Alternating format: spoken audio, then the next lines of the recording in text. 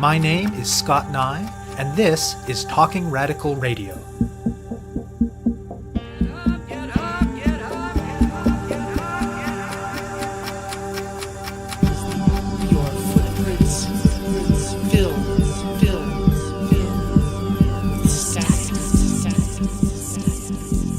Hello and welcome to Talking Radical Radio, where we bring you grassroots voices from across Canada. We give you the chance to hear many different people who are facing many different struggles, talk about what they're doing, how they're doing it, and why they're doing it, in the belief that such listening is a crucial step in strengthening all of our efforts to change the world.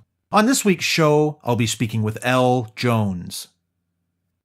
When Halifax-based poet Elle Jones started speaking out about issues in general and about prisoner justice in particular over a decade ago, it was a much different political moment. Though there are long histories of prisoner justice organizing across the continent, particularly in directly impacted communities, there was less mainstream space at that point to name the harsh, unjust realities of policing and prisons, and to name the white supremacy and settler colonialism built into them. Jones initially thought she was just stating the obvious by pointing these things out, but even more so than today, these truths were met by aggressive denial from many. Thanks to Black Lives Matter and to other important organizing emerging in large part from Black and Indigenous contexts, today it is at least somewhat harder to deny these realities. More people are willing to talk about how dehumanizing and awful prisons are. More people are willing to recognize the ways in which Black people in Canada are vastly overrepresented in prison and in all stages of the criminal justice system.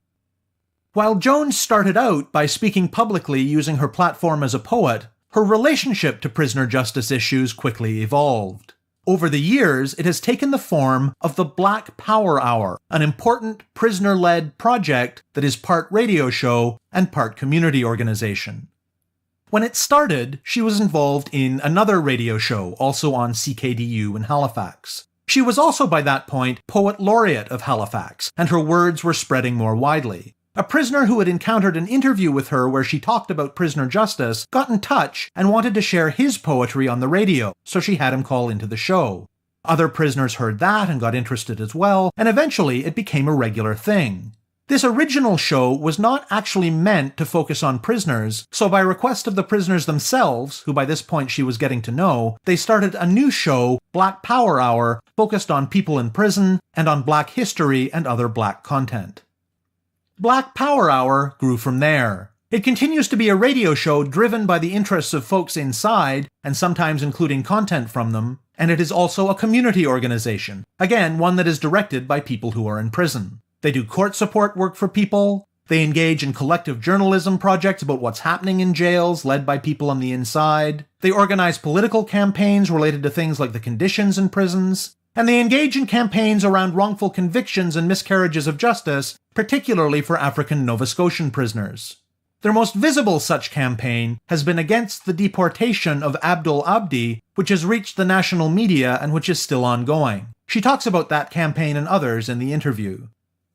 Today, the political moment is quite different than when Jones first started speaking out about prisoner justice issues. The mainstream remains hostile, of course, but a lot more people are willing to speak the radical truth about police and prisons, at least on social media. Jones recognizes the power and importance of social media. It's done a lot to drive the campaign in support of Abdul Abdi, for instance, but she is also wary of a political culture that often mistakes tweeting for organizing. The woke industrial complex, she calls it.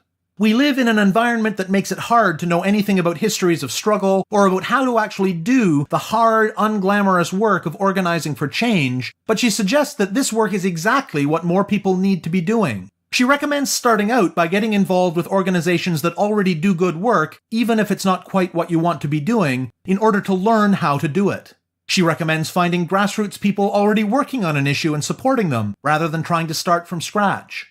And, similar to what she tries to enact via the Black Power Hour, she recommends a political practice that is rigorously accountable to the people who are most directly affected by the experiences in question.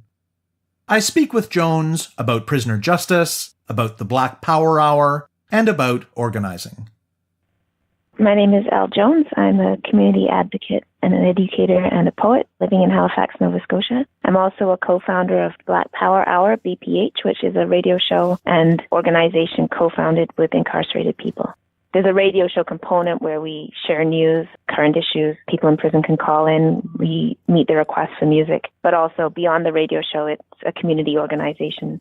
So we provide court support. We try to work towards justice, particularly for African Nova Scotians. So in terms of addressing wrongful convictions and miscarriages of justice, we've done different campaigns around things like phone costs. We do a collective journalism project where we do stories about what's happening inside the jails. And most importantly, it's a collective with prisoners. So it's run from the inside. We take direction from those who run the show from the inside. We live in a kind of like woke era now where everybody's at least claiming a kind of consciousness, which wasn't the case 10 years ago. Obviously, there was lots of activism, so I was very much surrounded by activists, but this kind of mass idea of wokeness wasn't really around. And that's important because when I was doing like politically based poetry at the time, it was quite controversial. People banned me. People were very upset with what I was saying because I was doing poems about things like policing in prisons and people were just not feeling it. I was talking about white people, or white supremacy rather. And so I wasn't at that time accepted. I was very ostracized for that, as were the other people that were doing this. And the advantage of that was that people that were standing up and speaking were serious and were usually involved in actual work. So there wasn't this kind of like, I can tweet it and then turn my back and then I just tweeted it performatively. Like if you were going to talk about things, you were likely doing things at the time, I think. So there was perhaps more ability to get into organizing work and be on the ground. This, I guess, sounds odd because I ended up being a poet laureate, but when I started doing poetry, I wasn't really accepted anywhere. So the people that would have me to perform were basically other marginalized groups. So I would do a lot of work just like standing on the street at rallies, and that's where I was performing. And so as I was doing that, I would, of course, run into people's stories. People would tell me stuff, if you do a poem about women being abused, and people would tell you more about their own stories. And a lot of those stories also involved incarceration because there's a lot of crossover between those groups. Obviously, being within the Black community, I would do youth work. You would experience your youth ending up being incarcerated, the people you're working with. So on all these different levels, I was very much aware of incarceration. And I eventually got invited in to do poetry, and through that connected with more people on the inside. So it was a kind of gradual process, both through speaking about it and then having to put my money where my mouth is, in the sense that I always felt that if I was going to speak about something, I had to be able to say that, yes, I'm trying my best as well. So really through poetry and through arts, I guess that's where I became involved. Particularly when I did become poet laureate, I gave an interview talking about wanting to encourage people in prison to write poetry. And I was contacted by a young man at that point who was in prison and wanted to share his poetry with me. And we had built up a friendship from that. And he ended up sharing a lot of his poetry on the radio. And that, through the radio, connected to a lot of people inside that could hear my voice and were listening. And then because that was the voice coming into the jail, and we were talking about issues that were relevant to them, and they could hear that I was talking about prison rights, and I was talking about not having stigma around prison, and I was helping people. So those people would reach to me, and that's kind of how a lot of the community work grew. It really was from a grassroots sort of somebody saying, oh, I heard you on the radio, so can you help me get a lawyer? Or somebody's parent reaching out to me and saying, oh, my son needs help, or my daughter needs this. So it really just grew organically from that. The radio show is really the moment, because that became a personal relationship, because people were calling, and they would be talking to you, and then you would hear their stories, and then they would tell you, like, I have asthma and I went to health and they didn't send me to the doctor and I almost died. Like, you would hear those stories. And as you hear those things, how can you not react to them? How can you not speak about them? How can you not see the injustice? So I think the radio show is what really built the personal relationships. Where it really started as community work was certainly through the radio show, through the relationship building. How did you originally decide that a radio show was a project that you wanted to put your energy into? That really came from the prisoners. So this is what I mean by everything was organic. I was actually part of another radio show, and it was when this young man had contacted me and said, oh, he wanted to read poetry. I was like, yeah, just call into radio and read it. And then people heard him reading. So then they would call in and read stuff. And then they sort of made it into a prison radio show. But because that wasn't actually my show, we ended up having to split off and create BPH as a show that was actually dedicated to people in prison. And that's when BPH started. And that was by the request of a prisoner who wanted to hear more Black history and Black-related material as well. So it had two goals in that sense. And of course, when you're doing something dedicated to prisoners, that's challenging for people, especially a space that wasn't dedicated to like policing people in prison. The point of contention has always been the music that we play. A big part of the show is that people can request music, and that's been very significant to us because we recognize that if you're in prison, you don't have the chance to request anything. You're dependent. You have no freedom. So we feel that the act of being able to say, I want this song and having it played for you is a really important one. You're not on the outside where you can just pull up anything on YouTube. So we've really stuck to playing those songs, whether or not we ourselves like them. We felt that it's very important, and it's been an important piece of building the space for people where they feel that they have agency or some kind of connection. And of course, politically, it makes sense because even if the song itself, people might be like, oh, that song's, I don't know if I like that material. But in between the songs, we're talking about political stuff. We're giving news about like prison. We're giving legal news. So people are hearing that stuff and they're sitting through it to hear the next song. So it's a way of giving people that information. But that was very contentious. People would complain about like the N-word in the music, or a big moment we had as we played a Young Bucks song, Start a Riot, after the Philando Castile shooting. And another programmer got very upset and tried to police how Black people were speaking about our anger. So we had to work out that. But it was not really about the music. I think it's very much about people's discomfort with people in prison. And if you're not forcing them to be shamed, when you start approaching people as equals, I think that's very, very uncomfortable for people. The idea that you're not somehow expecting them to be abject because they're in prison. I think that was really what it was. We've been doing it quite a while now, so anybody who I guess has objections has probably got over it or gone away, and the people that need to know about the show know about it. But I think it does show you a lot about how difficult it is to get prisoner testimony out there, because people want to police the language that it's said in. If you seem insufficiently remorseful, if you aren't, upset that you were selling drugs or whatever, then people don't want to listen to you. And we as a show never put in those kind of requirements. We wanted people to speak as they wanted to speak, and they always have. When you have prisoners speaking on the show or you read things that they've written, what kinds of things are they eager to talk about? It's anything. I mean, right now we're not having a lot of call-ins with their own material. They request the topics. So, for example, this week they've requested social media and its effects on the brain. Does it actually make people crueler? That's a topic they've requested. We often do requests on news. Last week they wanted to talk about the FBI investigation of Rap-A-Lot records. So it can be stuff like that. But when it's their own work, it depends. I mean, a lot of people will talk about their life story. So there's been some really powerful work about how people got where they are. One of the things I kind of noticed is if you didn't police people, so their first piece might be something about, I cook up the crack or whatever. And if you're like, oh my God, how could you say that? Like, you're in jail and you're talking about drugs, then that person's voice is stifled. They would do that piece, and then they might come back in a couple of weeks and have a piece about how they don't want to see their younger brother to see them doing that and how they want to make a change. So they would spontaneously reflect upon their own words. We didn't need to police them.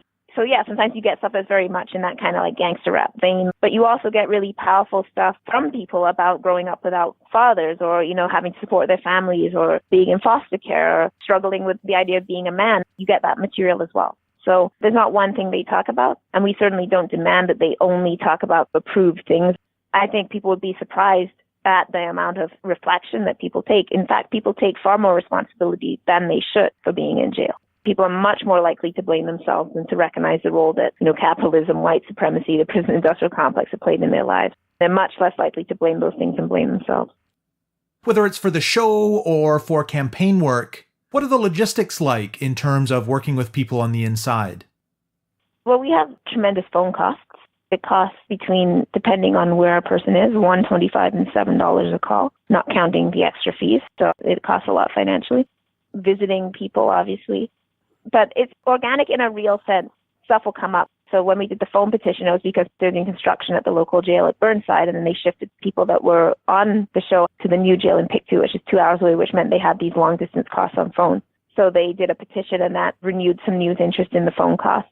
When there was deaths in custody, we ended up doing a journalism project where they were speaking about experiencing deaths in custody, so what it was like being in the cell when somebody else has died in custody. A lot of those pieces I'll sort of write, or they'll give me the material to write, or they'll write it down and then call me, and then I record it off the phone and transcribe it. So it's collective that way. When the Senate Human Rights Committee did testimony, I had testimony from people inside. So there's a lot of back and forth. It really is about relationship building, it's about community building. So once you build that relationship with people, once there's a relationship of trust, then they come to you on different things. Relationship work is the true solidarity work. You have to be on the ground. You have to be listening to people. You have to be letting them teach you what is needed, because people have generously shared with me. That's why you know what's happening and what the injustices are and what the conditions are. And then I'm able to write about it or write a poem or talk about it. And then people go, oh, you're such a great advocate. But the people that are advocating are the people inside who are running those risks to get those stories out. Tell listeners in more detail about a couple of the campaigns that have happened through Black Power Hour. In the time that I've been involved in this, there's 3 Black men I've worked with that I believe are wrongfully convicted, or at least convicted of things that were not the crime they committed. In 2 of the cases, there was successful appeals. The first was actually the young guy that reached out to me that I was talking about when he had poetry back when I first became poet laureate. He was convicted of murder, and I spoke about his case a lot. And finally, I was speaking in the classroom, and it was actually the daughter of a wrongful conviction lawyer heard me and reached out to her father, and he took the case for free, and that appeal was successful. Then another case, he had been in jail for 16 years in prison on a life sentence for a murder. I was able to connect to a wrongful conviction lawyer that was on a panel with me. I was able to connect him to this person, and he also won his appeal. And the founder of our radio show, Randy Riley. So Randy Riley was in jail actually 5 years waiting for trial. And that was around the problems that people have getting defense lawyers. During that time, his mother died. His cousin was killed, who's his best friend. He lost contact with his children for a period of time, almost stabbed to death in prison. So this is while you're innocent and awaiting trial. And then when he went to trial, somebody else confessed on the stand, the co-defendant who had already been convicted. He said, I did it, and very coherent story, explained everything. They had no evidence on Randy. Like, there was nothing. Yet the jury convicted him of second-degree murder, which didn't fit the facts of the case. So literally convicted him because he was black. It was an all-white jury. So again, somebody else confessed to this crime on the stand. Yet an all-white jury convicted a black man, did not feel that that was reasonable doubt, with no forensic evidence at all. So this is the kind of stuff we're speaking about. And now, you have to get an appeal. You have to hope that appeal is heard. And while that happens, he goes to a maximum security prison. And this is what our justice system is. And there has been to this day little outrage about this, which is disappointing. We're trying to get people to see. But when it's somebody that's on trial, people think they wouldn't be there if they wouldn't have done something. That's so hard to shift from people. They wouldn't be there if they didn't have a reason to be there. And the understanding that, no, people are there all the time, that did nothing, that other people are confessing to and are now condemned to life in prison. Look at these numbers. 2% of the population in Nova Scotia is black. 14% of the prison is black. 15% of people on remand are black.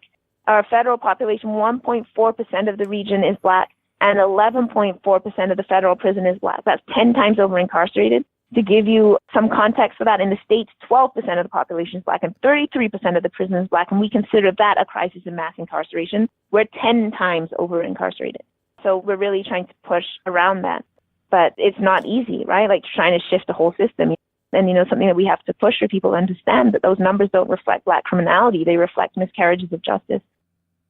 With Abdul Abdi, this story was the culmination of everything about anti-black racism in Canada. So Abdul Abdi was brought as a child refugee from Somalia. He was apprehended by the state within a year of arriving in Nova Scotia. There was no translators offered, so to this day, the family still doesn't really know why the kids were taken. Him and his sister Fatuma were taken. Abdul was bounced to 31 different homes, meaning also law group homes, youth facilities, all kinds of different facilities in the time that he was in the care of the state. They never got his citizenship for him, even though he was in their care. So they denied him the right to even have rights, as his lawyer Ben Perryman says. And then, as happens with many, in fact, the majority of children in the foster care system experienced crossover, which is when kids cross over from the foster care system into the criminal system, partly because when you're in the care system, the police become your parents, as Adil said, right? So if you miss curfew, it's not your parents yelling at you. People will call the police. You have all these encounters with the law. So he's convicted of a violent crime, an assault with a weapon. And of course, this triggers a deportation hearing. His cellmate reached out to me and was very worried about what Abdul was experiencing with that deportation. And he put Abdul on the phone to me back in November or whenever. And then Abdul was telling me his story. From there, I went to Desmond Cole, and Desmond had Ben Perryman, the lawyer, on his radio show. And then that story quite quickly exploded and became this national news story. That had led to, we ended up at the National Black Summit in Toronto, where the Minister of Immigration, Ahmed Hussein, was speaking, and Desmond Cole and I did an intervention around that, questioning him about Abdul and demanding that he give an amnesty to child refugees who didn't have citizenship. And people at that summit were very, very upset with us. They felt that we were sort of interrupting the celebratory atmosphere, and we got quite heavily policed about that. Then Abdul was actually taken into custody in January, and he was released from prison. He was in solitary confinement. Nobody could reach him. And that was when the story blew up, really caused by Black Twitter, that really jumped in and advocated. And the reason why Black Twitter was so invested in the story is we could see how all of these, this is the youth justice system, it's the immigration system, it's the child welfare system, the criminal justice system, how they all come together in anti-Black ways. And in the person of Abdul Abdi, all of this anti-Blackness is just represented. So I think that was why Black Canada really felt this injustice and really went hard on that. And then eventually the national news picked that up.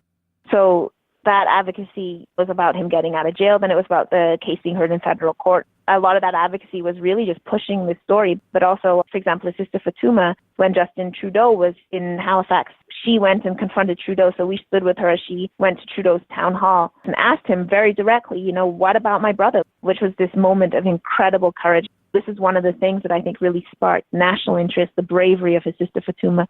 So these are just some of the issues that come up and very much come up through the work of, again, the people that are most affected. So not through my work, but his cellmate sitting in jail, facing his own parole hearing and seeing his distress and saying somebody needs to do something and reaching out and starting that ball rolling. Fatuma standing up in front of the country and asking Trudeau to his face. These are the moments of bravery that really exist. The people in prison that tell me stuff and then get interrogated or, risking put in segregation to tell me these things because they believe that people knowing about them will bring further justice. So it's always from them. It's always from the people in prison. All I can do is facilitate those voices. So use what platform I have to write about it or to speak about it. But none of that exists without their own advocacy. They are the advocates. Talk more about the importance you see in going beyond just speaking out about prisoner justice or other issues. I think the challenge of this era is that there's a lot of people that are aware of things, but there's not as many people, I don't think, on the ground doing the organization work. A lot of people want to talk about things, but when it comes time to organizing to do things, there's not the people you need. And I think that's always the struggle, mobilization versus organization. It's very easy to get people out to tweet something. And I'm not denying the power of Twitter. I mean, Abdul was the power of Twitter, right? Black Twitter really pushed up. Twitter has a power, but we also have to organize. And of course, if we weren't organized, if we hadn't been doing work in the prisons before that, I've never heard from Abdul. You have to do the groundwork to even hear the stories. That's how you hear them in the first place. And I think that piece is missing from a lot of the advocacy today. And I think a lot of people who run organizations will tell you that. And I think this is a deliberate neoliberal strategy that we're very much denied knowledge of what came before us. Our radical histories tend to be taken from us, whether that's the true history of civil rights, where we now believe that Martin Luther King was just, this charismatic person. It was just inspiration, and we don't know anything about the organizing work. So I think that's a challenge, that every generation reapproaches these things as though those questions and struggles weren't worked out, and that's a deliberate strategy. And then, of course, the ability of everything to be made into consumers. So, let's sell Black Lives Matter T-shirts, but let's not do the organizing our communities. What does it mean to organize against the police? That's not just holding rallies. It also means we have to come up with the alternatives to policing. And to do that, how do we build relationships in our communities about holding each other accountable? How do we begin to take care of our own communities because we haven't been allowed to, and we haven't been allowed that self-determination? With prison work, how do we even build fundamental relationships with people inside prison? There's that famous quote, if you're here to help me, then you're wasting my time. But if you believe your liberation is bound up with mine, then let's work together. And I think a lot of what also happens is people are like, prisons, I would love to go into a prison and write poetry with people. But is that helping knock the prison down? Is that helping end prison expansion? When they're spending millions of dollars on renovating the prison, what have we done to oppose that? What have we done to suggest that money could have been used for beds in therapy and for housing? And if we're not doing that work, then how much does it mean if we're going in and doing a program? These are questions I ask myself constantly because I think we're in the middle of a woke industrial complex, I'm calling it, right? And so everybody's suddenly interested in these things. But I think there's a very deliberate kind of thing that happens where you're encouraged to tweet about it and do it in these ways, but not encouraged to know how to organize in your own communities. And to be clear, I'm not blaming people for this. I'm saying people don't know how to get started. How do you begin to become involved in organizations, especially when you're young, you just don't know where to go? If I hadn't had poetry, people wouldn't have been approaching me. So I'd have still thought that prisons were jacked up, but would I have ever been in public in ways that people would say, you should come do this? And what would your advice be for someone who's listening who doesn't know quite how to make that transition to on-the-ground organizing? There are always people on the ground, so it's becoming involved in communities. You find the people that are doing that work, and then it's contributing to that. Elizabeth Fry, for example, they have a fully thought out system on how they advocate for women. And whether you're interested in advocating for women or not, that system is very useful. So if you are involved in that organization, you're going to see those strategies, you're going to learn them, and then you can use them for the work that you want to do. That might be work outside of Elizabeth Fry. But I think it's important, getting involved just in any kind of organization that teaches us how to do this work. And then you can go into your own community and do the work in ways that might adapt to that community. But I think if you don't have experience of being part of an organization and seeing how you have to strategize and how people do this work and learning those things from elders, I think it's very difficult to get started. Black women are out here doing this work all the time. We've been doing this work. And I guarantee you, whatever community that you're in, there's a Black woman that's running some breakfast program or running a program for youth. And she's doing it on no money and with no recognition. And what you need to do is not to jump in and then be like, I'm going to do this thing, and then you're white and you can get like all these resources and basically cut the Black woman out. It's like, how can I support her in doing the work she's doing? You can find those people. For myself, I've always done what's asked of me. It's just people ask, and then I had to figure out how to do it. So if I need to learn immigration law, that's what I need to do. If I need to learn what the process of complaints to the public prosecution office is, I'm going to learn that, right? You have to just be able to do what you're asked to do. And you learn very quickly on the ground. I feel like I have worked on tons of different issues, but it's because when people ask me, I've shown up. And that might just be to drive or to do a poem or to stack chairs, right? Like that is all organizing work. It doesn't mean that you have to be in the media. It's not glamorous work. Organizing work is actually 99% like who's putting the chairs up, who's painting the banner, who's handing out the leaflets, who's making the coffee. That is organizing work. And I think women, and particularly Indigenous women, Black women, racialized women, have always done this work in our communities. But where you get started is, I think, doing anything. Like if someone's holding a protest and you come and help, stack the chairs, and you'll meet people there, and then people are going to talk to you, and you'll find out and you'll find your way through it. But it's just showing up. And what does committing to these struggles over the longer term look like, particularly when it comes to prisoner justice? In the end, it really is about walking step by step with people, not backing away. We can't back off when it's hard and be like, oh, I'm really tired now. This is too hard. You have to be in it for the long haul. You absolutely have to commit. You can always turn and walk away, and they can't. So you have to be there. That means picking up the phone. It means even when you might be like irritated, like, oh, I'm at work, you still have to do your best or explain what your limits are and explain very clearly how you're available, because they're in such a vulnerable situation. You have this power where you're on the outside. You really have to, I think, make those strong commitments and follow through on those commitments. If you say you're going to be in court, you better be in court. If you say you're visiting, you better visit. If you say you're putting money on the phone, you better do it. And so it teaches you to keep those commitments and keep those words. And that in its turn, I think, is a very revolutionary thing that teaches you solidarity in very deep ways that you then can play out in other ways. So I've been very grateful to those relationships because they hold you accountable as an activist. They are the people that are at the center of this. We are just the support, all of us. We have to walk those paths with people. We have to be willing to put those commitments on the line. And it's a hard thing. We fail a lot, and that's okay. And I think as advocates, we should speak about that. But what we always try to do is go back to the people in prison and make sure we're accountable to them, make sure they're leading this work, and that we're doing what we can to support whatever it is. You have been listening to my interview with poet and organizer Elle Jones about her involvement in prisoner justice issues via the Black Power Hour, a radio show on CKDU in Halifax and a community organization. To find out more about Talking Radical Radio, the guests, the theme music, and the ways that you can listen, go to talkingradical.ca and click on the link for the radio show. On the site, you can sign up for email updates or follow us on Facebook, Twitter, iTunes, SoundCloud, and other platforms. I'm Scott Neigh, a writer and media producer based in Hamilton, Ontario, and the author of 2 books of Canadian history told through the stories of activists, published by Fernwood Publishing. Thank you very much for listening, and I hope you tune in again next week.